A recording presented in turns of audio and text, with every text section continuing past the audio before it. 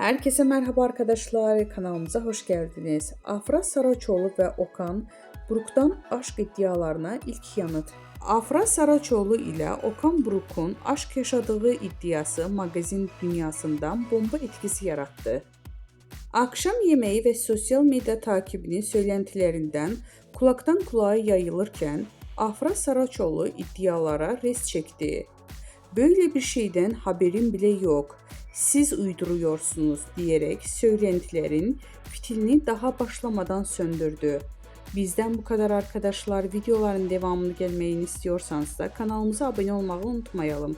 Hoşça kalın.